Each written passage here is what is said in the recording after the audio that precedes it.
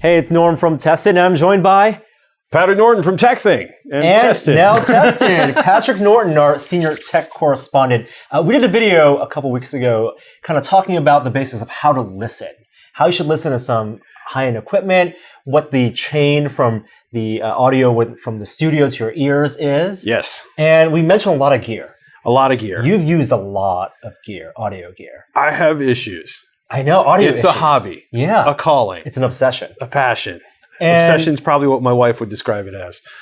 people always ask, sometimes they want to understand what they're actually listening to, how to listen, but some people just want some high quality gear recommendations. We can do that. So let's talk about some gear specifically. What do you have today? Okay, so I want to drop one thing first. You don't have to spend $500 or even $150 for a set of headphones.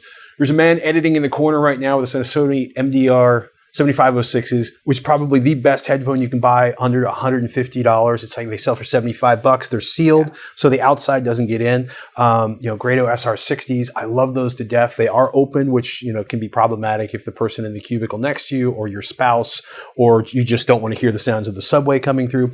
But today we're going to talk about a couple of things. Planar magnetic headphones, which are these hefty puppies here. And we'll talk about that in a second. These traditionally required a lot of power to drive. And I was looking for a new headphone amp because I hadn't bought a headphone amp in a long time. And I was looking at JDS Labs, which had traditionally, they started out doing like Chumoy amplifiers, which is a little Altoids tin headphone amplifier. You can build yourself. Great soldering project. And then they started doing the Element. The Element. Well, before the Element, they started doing some open source design, some Northwest Audio guy, the O2 DAC, and they do the ODAC and the O2 amps, which are phenomenal. And then the guy who came up with like the design, Northwest Audio guy, was this person on the internet, and they kind of grouped together this amazing design. He disappeared, but the terms of his licensing was that you couldn't change anything. And they wanted to change stuff, and this guy had kind of disappeared. So they came up with their first design, which is this, the JDS Labs. This is the Element. Now, I am told... it's a headphone amp. It's a headphone amp. It's a digital analog converter and a headphone amp. And actually, they have a new version now for $20 more where you can actually use it to power your stereo amplifier. So if you have if you want to switch between headphones and your like living room speakers. But basically, power goes in. Yes. Information comes in, music, digital format, and audio comes out. Really awesome audio comes out. And the guys are really awesome. Jude and Nick are in St. Louis. They just bought their second container-sized CNC milling machine. This is all made in the United States. All their gear is made in the United States. They apparently went to unhinged extreme. They got obsessed over the knob design. I got to ask you, turn the knob. Oh, that's nice. Yeah. It's a nice knob. They'll appreciate that. Apparently they feel now they're kind of a knob company that also does audio gear, but they were talking about comparing themselves to the Aviator when he was designing, Howard Hughes was designing the controls for the giant ass airplane. But this thing is phenomenal. Above and beyond the knob, right? So a digital analog converter is in here, the headphone amplifier. And so what you do is you take a USB input, could be from your smartphone, probably is going to be from your desktop or laptop. This is not something you're carrying on the train, unless you want to carry it to and from your office. But what's going on here is it takes the digital information, like the actual audio file, sends it out over the USB, and this does the job, the digital to analog conversion of converting it into the analog signal that hits your ear. Your computer recognizes it like a sound card. Yes, it shows up as a sound card. If you're using a good audio playback to Fieldbar 2000 or something, this will kind of take over all of the audio. You'll get nothing but the audio on this. They call it hog mode in some cases. And that's cool because if you're jamming out to something, there's nothing worse than getting a notification from something in the background. Ding. Yeah, that is maddening, especially on Apple machines. But it sounds phenomenal. The audio is clean, it's detailed, and what's really kind of unhinged about this is I'm gonna look here, double check. 1.1 watts into 32 ohms. This thing is ridiculously powerful, and that's what led me to start playing around with Planar magnetic headphones. If you have, this is the Dragonfly, AudioQuest Dragonfly. This is a great USB DAC. This is basically the second version. Sells for $140, $150. This sounds phenomenal. You could plug that into a Raspberry Pi and have a really awesome streaming box. You do like you did. Easy to fit in your pocket or your bag. But that's also powered off of USB. Right. And not a lot of power. Yes. And I never really realized, this does most headphones, this is going to power just fine. Yeah. Until you get into something like these guys up here. So what makes these planar magnetic headphones? Why do they require so much power? How do they make use of that power? Well, so let's talk about a little bit, like traditional headphones are like dynamic headphones, right? They're essentially little tiny speakers. There's a cone, there's a coil, there's magnets, you apply electricity to it, signal to it, and sound comes out. Planar magnetics are literally, I don't know if you can see it in there. We've got some graphics we got from Hifiman, but essentially there's some crazy stuff going on here. So there's two sets of magnets, like neodymium magnets in an array on one side and the other, like positive and negative. And you take an incredibly thin film and you apply like wires to it or a conductive substance. And then the music, the signal from the amplifier is applied to the wires on the incredibly thin stretched membrane. It vibrates and creates the sound that you hear. And it's different, right? Because, speakers tend to radiate in a cone. They're point sources. And this is literally a big flat wall of sound hammering towards your skull. Yeah. I'm going to say hammering towards your skull. There's a gain knob on the back of JDS Labs The Element that's basically like the boost knob. Do not play with the boost knob with the volume control up here unless you have really amazingly power hungry headphones. If you take like a pair of like the Sony MDR 7506s and you're at like 50% and you hit the boost knob, the next thing you hear is going to be your eardrums hitting at the center of your skull. I'm exaggerating slightly, but just... Could you also damage your headphones that way? Probably not. Maybe. I don't think so, but I don't want to find out. Mostly, what we should talk about is if you're listening to headphones, especially if you're younger and you listen to headphones constantly, you need to be aware about turning any headphone amplifier or your cell phone up all the way and listening for huge long periods of time. Because once you get up around 100 dB, you're doing damage over amount of hours. And then a few dB more than that, you're doing permanent damage in minutes. Yeah. And that will make it more difficult for you to hear people speak later on, to hear one voice out of 6 in an office in a conversation, to hear music, to hear anything. So watch the volume, especially with a super powerful amplifier like this. So planar magnetics. And what's crazy about these is not just that it's like this Rube Goldberg contraption where they've taken a big giant powerful magnet and a big giant powerful magnet and basically stretched the thinnest drum head you can imagine and run electricity through that drum head, but the low-end response on these is ridiculous. And there's a bunch of things going on. First of all, instead of being a point source, right, you have your wall of sound coming towards your ears. So how did you feel when we played some of the tracks before? It was awesome. Like I could hear when I was listening to a Sinatra song, for example. Like the vocals were positioned right inside my head, but I could hear all the instruments with actual space. And when you start listening, you start picking up the idea of like the room tone, sort of the echoes, the extra things going on there. And you really have a sense of where the instruments are in space. And that's because of that plane. Yes. So that wall is so big. And you could argue like, oh, they need to be, aimed forward or changed. But what's interesting about planar magnetics is like, boy, Yamaha did them back in the 70s, and there's still people modifying these even today because they really, really like the sound. And other than a company called Fostex, nobody was really doing them for a long time. These are the T50RP Mark IIIs. These sell for about $160. Okay. And what's interesting about these is the difference between these and the T50RP Mark II, which are now selling for $100. The names just roll off. Is there's this huge modding community that had built around the T50RP Mark IIs. So they buy the headphones and how they mod it? Well, they would put sound absorbent material inside of them. They would basically tune the enclosure to change the sound. They would change the ear pads. They would remove, if you want to have fun, go to Headfi and start searching around for like your brand of headphones and mod, or your brand of headphones and cable. And there's these... That was my mind. This whole community of people modding headphones. It's like changing the room you're listening in, but the room is just the space inside your head.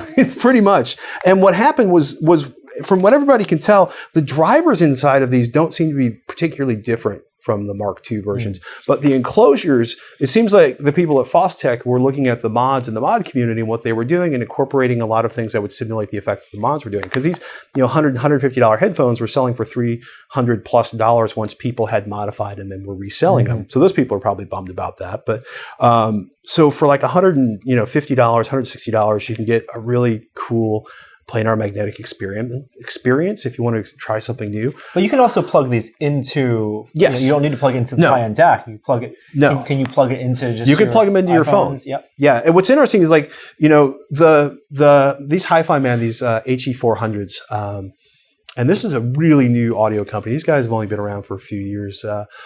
Odyssey, which looks like it's spelled Audis, but Odyssey, Hi-Fi Man, Oppo PM 1, 2, and 3 have come out recently. Boy, speaking is hard. But Hi-Fi Man and Odyssey have come out in the last 4 or 5 years, kind of out of nowhere, taking this really complicated technology and done some really amazing stuff with it. These are incredible. This is the HE400. And a friend of mine's like, oh, you should really check out the Fostexes. He's like, and then the next step up is the Hi-Fi Man.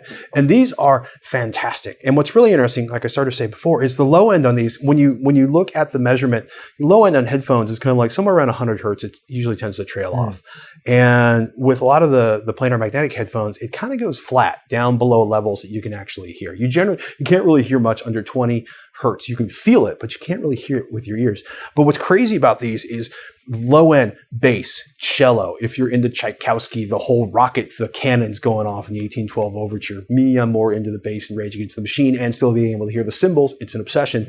It just ties the whole room together. But these sound phenomenal for the money, and it's a different experience. Sennheiser Momentum sound amazing. The Grado sound amazing. A lot of headphones sound amazing, but these are particularly tremendous in the low end, and not like, okay, I want to hear the total Jeep beats like I'm at the club when I'm 16. Feel it in your heart. Yeah, feel it in your heart. Yeah, and in the car next to you. But these deliver this really thick, rich, detailed bass and a lot of detail at the high end and a lot of that room sense. So these are ones I should get, right? Well, you kind of can't. You might still be able to, depending on when you're watching this video. They've end of life the HE400. Yeah, it's kind of a bummer, but they're still floating around. A lot of people are actually selling these used. I love buying used audio gear because they've been replaced by two models. The HE400S, which sells for about $300. It's got a different diaphragm or driver design, so it's much easier to drive if you want to listen off of your smartphone or off of a portable You don't need device. the big DAC. No, well, what's funny is like even the HE400S, I want to say the audiophiliac Steve from over at CNET said, oh, wow, I was amazed at how much the performance of this relatively inexpensive headphone was improved by using a headphone amplifier. Okay. That's a whole discussion. Well, it's funny. It can be, these are relatively easy to drive, right? I can power these off of my smartphone, no problem. I can't power them as high, right? So, for this is an Astel and Kern portable audio player. Most headphones, I set the audio to like 60. The audio goes all the way up, like the random numbering system goes up to like 72. I've never gone to 72 before until I plugged these headphones into this. They just need the power. Yeah, they'll suck up all the power you can give them, and they'll actually do pretty good things with it. The other one they did is a more high-end version, which is the HE400i, which are selling for $400 to $500. And they changed the design of the bars inside of it. Some people think the original HE400s are a little bit better on the bass response. Some people really, really like the treble response on the HE400 eyes more than the previous HE400. This is one of those situations where if you can get to some place that has them, you should listen to them and decide for yourself. And you were telling me, you've tested a lot of headphones next to each other. You've tested some Sennheisers, for example, in the $10,000 range, and these get you... Well, 80% there? One of the big things that a lot of people have been covering lately is Sennheiser is re-releasing the Orpheus, right? This is legend. This thing, they made a limited number of them. They sold for like $19,000 back in the 90s. They still show up for like 25 grand on Amazon and eBay. And the year the Momentums came out, I got to listen to the Momentums and the original Sennheiser Orpheus, $25,000 on eBay if you can find it. And I was like, wow, this $300 set of headphones, which now sells for under $200, got me like 92% of the way to this like legendary $25,000 giant tube-powered confection of amplifier and giant headphones. And that was a really cool experience. Sennheiser is now working on their new Orpheus, which is a $55,000 experiment in excellence, right? I guess the product manager, the engineer, the sound designer, the person who's kind of tuning the sound, went to Italy to pick the marble for the bass. And apparently you power them up and the knobs come out the front and you put them on your ears and you experience audio as it could be if we all had the money. Plus marble. And that's, it's got... I want to say it's got 8 DACs, 4 separate DACs feeding each channel of the headphones. It's $55,000. It's amazing how close to that you're going to get here. And at this point, I should say, if you do own a $10,000 pair of headphones or a $6,000 pair of stacks, and you think I'm a fool for even mentioning something like this in the same sentence, that's fine. Comment down below and we'll talk about it in the comments. But like planar magnetics have traditionally been incredibly expensive, at least $600 or $700. And now for like, you know, you can get a really cool sounding one for $150 that you're not going to be worried about taking on the train. I don't think I'm going to take these on the train because of the big open back and the fact that they're a little heavy. But you can get a pretty extraordinary audio experience, you know, for $200 or $300. And it's something that when you're shopping for it, you should recognize if you're paying more for the high-end model, maybe that's going to require that DAC. Yes. You're going to need more power to it. And it's not just that you're paying more Right. so that you can plug it into your phone or your computer and get the exact same audio quality. I do want to give a shout out to the JDS Labs crew that my wife, if she finds you, is going to be really upset because I bought a bunch of headphones because of you guys, which is my fault, not your fault. But because I got to pay for the children, she might come after you first. I kid. You're always welcome back in the East Bay. And of course, you guys really should head out to a Best Buy Magnolia somewhere and try these headphones for yourself. We know it's so difficult to translate the experience we have in testing and reviewing with the experience you're going to get with your own player, your own equipment. Try these out. Yes, the Headfi crew, they do meetings called Can Jams. They do them all different places around the country. Some of the best and most amazing DAC, amplifier, headphone makers from around the world show up and let you demo your gear there. That's the first place I heard the Sennheiser HD800. It's the first place I heard Jerry Harvey audio. Oh my goodness, the insane in-ear monitors, but they're like $1,400. Magnolia centers at the Best Buy have amazing array of headphones now. And also find out if there's a local audio shop near you, because a lot of those people are really happy to give you a chance to listen to stuff. And some of it sounds really good. And it could be a gateway to modding your headphones. Search for headphone mod. Well, that's it for this week. Thank you so much, Patrick. Thanks for having me. All the information with these products listed below, but also place your comments below. We'd love to hear from you guys.